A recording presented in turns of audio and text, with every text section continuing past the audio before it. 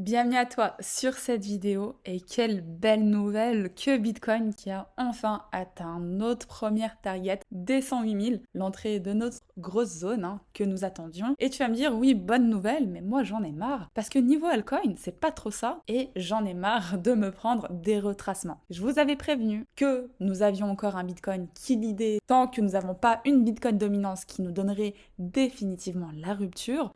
Mais la bonne nouvelle dans tout ça, c'est que niveau altcoin, le meilleur reste à venir et le fait d'avoir encore des personnes qui disent maintenant qu'il n'y aura plus de alt season est, encore une fois, une excellente nouvelle et on veut toujours être à contre-courant de la masse. Est-ce que ça veut dire qu'on va avoir une explosion des altcoins aujourd'hui ? Non. Est-ce que ça veut dire que pour le moment c'est Bitcoin qui lead ? Oui. Et justement, on va faire un point et regarder à quoi on va pouvoir s'attendre maintenant.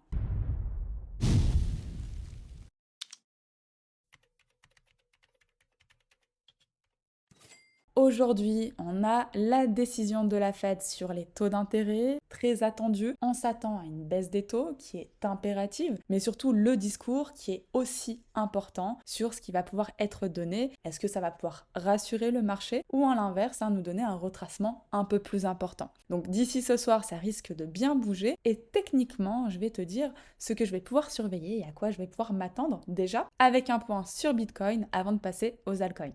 BTC, on va pas se plaindre depuis cette accumulation, je vous le dis, attention, ne vendez pas Bitcoin, pour moi on peut encore monter. Quand nous étions encore ici, je disais la même chose. 80 000, j'ai maintenu mon scénario. 95 000, j'étais encore en faveur d'une montée. Maintenant, on a atteint mon premier niveau des 108 000. Pour moi, on peut encore monter. On a encore de la force pour pouvoir aller chercher davantage plus haut. J'ai toujours parlé d'une target des 108 à 115 000. Mais je vous disais que sur un mouvement d'impulsion très très fort, on pourrait même aller davantage au-dessus. Quoi qu'il en soit, plus on s'approche de ces zones, plus je deviens vigilante sur Bitcoin. Tout au long, j'étais très rassurée, mais plus on s'approche, plus, bien évidemment, pour moi, on va pouvoir s'approcher d'une prise de bénéfice. Quoi qu'il en soit, aujourd'hui, qu'est-ce que l'on va pouvoir surveiller ? Dans la dernière vidéo où je vous ai analysé BTC et Ethereum, rappelez-vous, j'avais en target les 4 000 $ pour Ethereum, target atteinte, et j'avais en target pour Bitcoin, à minima, venir construire au-dessus pour aller chercher ma target des 105 000.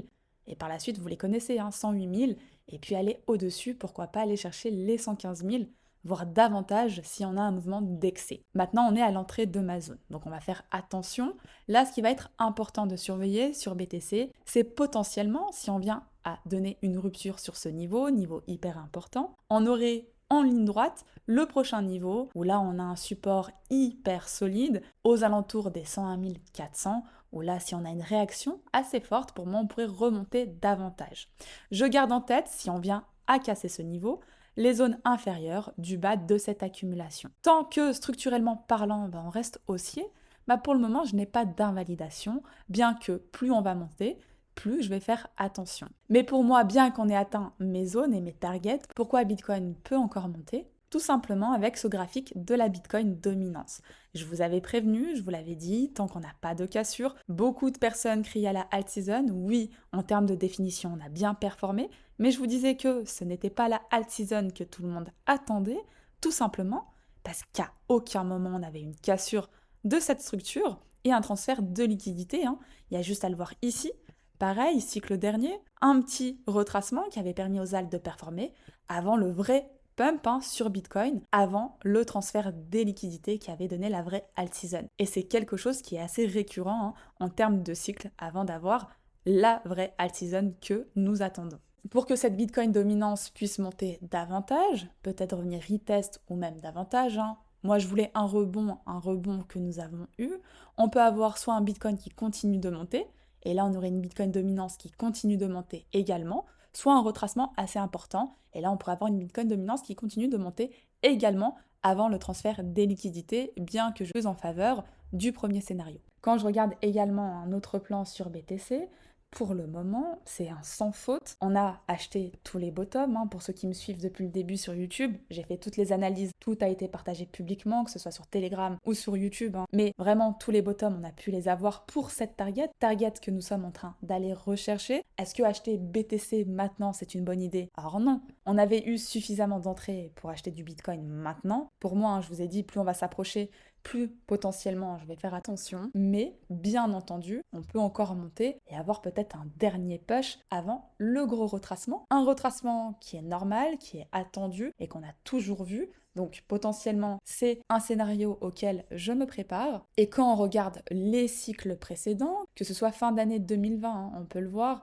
on avait eu plusieurs gros retracements. Donc ce premier ici qui nous avait donné un moins 30%. Donc il y a juste à regarder la date, aux alentours du 4 janvier 2021. Janvier 2021, qu'est-ce qu'on a eu? Baisse de la Bitcoin dominance et début de la alt season. Alors attention, on ne se fie jamais aux dates, on se fie aux graphiques et aux confirmations graphiques. Beaucoup de personnes se concentrent sur des dates. Les dates, malheureusement, personne n'a de boule de cristal. Si ça monte, si ça chute, on a 50-50. En réalité, c'est des niveaux. Et si on a une confirmation graphique, on a la confirmation. On sait que tel scénario va pouvoir se confirmer. Et si on ne l'a pas, on patiente. Et si je regarde cycle dernier, aux alentours de 2016, dans la même optique, on a un vrai transfert des liquidités qui commence à partir de janvier, donc on a la grosse chute à partir de décembre, et la grosse chute à partir de février 2017. Et sur Bitcoin, le transfert des liquidités, pareil, s'est fait une première fois sur décembre, avec un moins 36%, et par la suite en février, qui nous a donné le top départ, qui avait pu commencer dès début d'année. Qu'est-ce qui nous assure que ce cycle sera pas différent? Qu'est-ce qui nous a assuré que Bitcoin nous donnerait pas un nouveau top? Rien, mais cycliquement, c'était le cas. Qu'est-ce qui nous a assuré qu'on aurait bien un bull run? Cycliquement, c'était le cas. Et qu'est-ce qui nous a assuré également que les mid-cap étaient les premiers à performer lors d'un cycle? Cycliquement, c'était aussi le cas.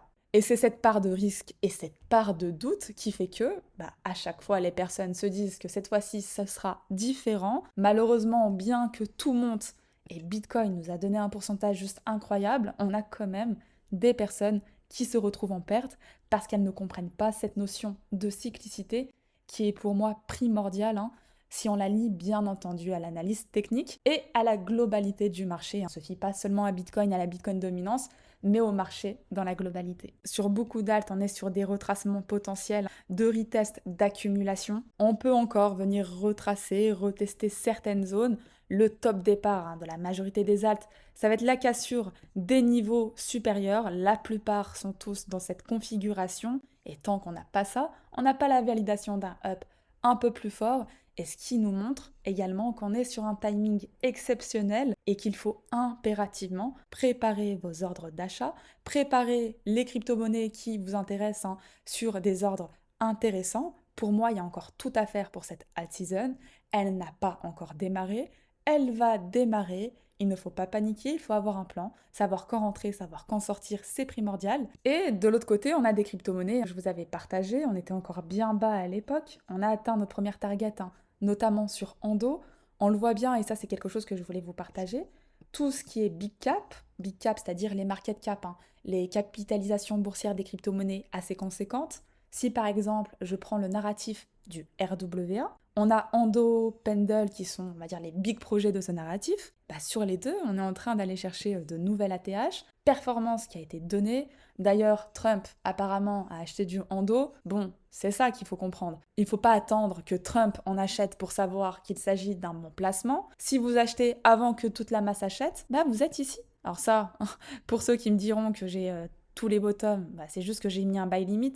Et si mon buy limit se faisait déclencher, dans le club, on se plaçait, et s'il ne se faisait pas déclencher, je l'aurais raté. Et c'est pour ça que généralement, j'ai de bons prix d'entrée, parce que si je n'ai pas mes prix, je n'entre tout simplement pas. Mais tout ça pour vous dire que, par exemple, ici, on avait le bon prix d'entrée, personne n'en voulait, comme d'habitude. Actuellement, on a performé, Trump en achète, on est sur un nouveau top, tout le monde veut rentrer. Je ne dis pas qu'on va pas plus performer, bien entendu, j'ai d'autres targets, mais pour moi, on est sur un premier TP. Et ce que j'essaye de vous dire, c'est que pour le moment, on a tout ce qui est big cap, mid cap, capitalisation assez importante qui performe, mais par contre, dans ce même narratif du RWA, dans le même narratif de l'IA, ou peu importe, les capitalisations un peu moins importantes, qui elles sont toujours dans des accumulations sublimissimes, qui vont pouvoir performer par la suite quand on aura des prises de bénéfices, des capitalisations à plusieurs milliards qui seront réinjectées sur des capitalisations à plusieurs millions. Et là, la performance, bien entendu, n'est pas la même. Et pour moi, c'est ce qui va se passer